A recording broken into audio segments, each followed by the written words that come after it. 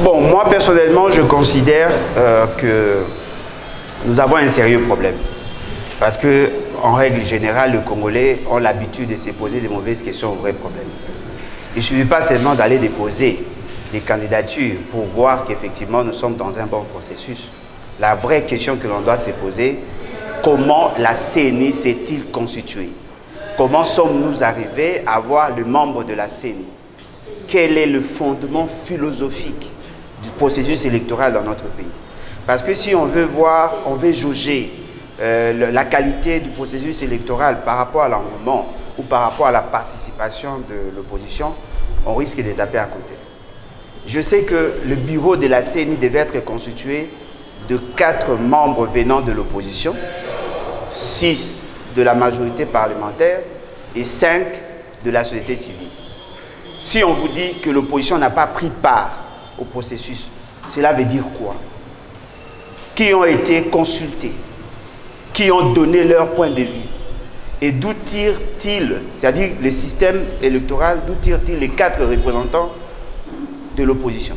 Ce sont là des vraies questions. Parce qu'au regard de ce qui s'est fait et ce qui s'est dit, apparemment, nous sommes dans le mimétisme, nous sommes dans l'accoutumance. On veut juste organiser les élections pour répondre à un besoin social. Alors que la finalité du processus électoral, c'était de mettre fin à la crise de légitimité. Dès lors que le membre de la CENI, dans la plupart des cas, sont illégitimes, tout ce qui va s'en suivre ne sera qu'illégitimité. Donc je ne peux même pas prendre les risques d'aller dans ces débats. Et vous ne voyez pas que vous êtes en train d'effrayer un chemin avec ce qui dit un grand boulevard pour qu'il soit réélu en 2023? Non, mais il ne pouvait être réélu, il ne peut être réélu que s'il était élu. C'est le fruit de la forfaiture électorale. C'est un arrangement de Kabila et de ce que vous avez appelé à une certaine époque le cash. Monsieur Kabila a fécondé Félix Tshisekedi pour avoir ces pouvoirs que vous appelez Union sacrée aujourd'hui. Et d'ailleurs, dans cette classe politique, dans cette classe dirigeante, il y a de ceux qui ont considéré que M. Félix Tshisekedi n'avait que 15% et donc il n'avait pas le droit au chapitre. Fort malheureusement, Kabila s'est imposé et les ennemis de Kabila d'hier ont cautionné. Voilà pourquoi Félix Tshisekedi est là.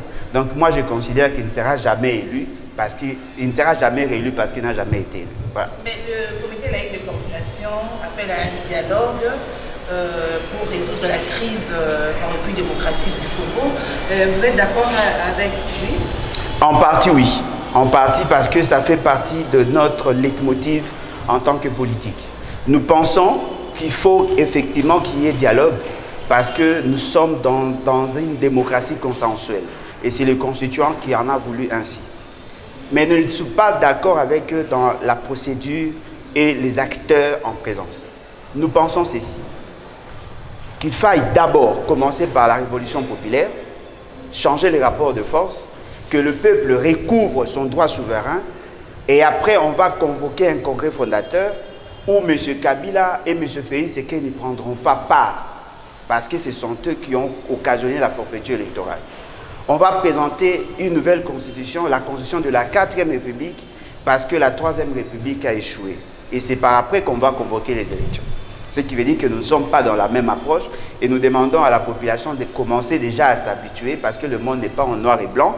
Ce n'est pas que ceux qui ne sont pas avec Félix Tshisekedi doivent nécessairement se retrouver dans la mouka. Il y a d'autres tendances qui veulent plutôt aller dans le sens d'enclencher l'article 64 de la Constitution.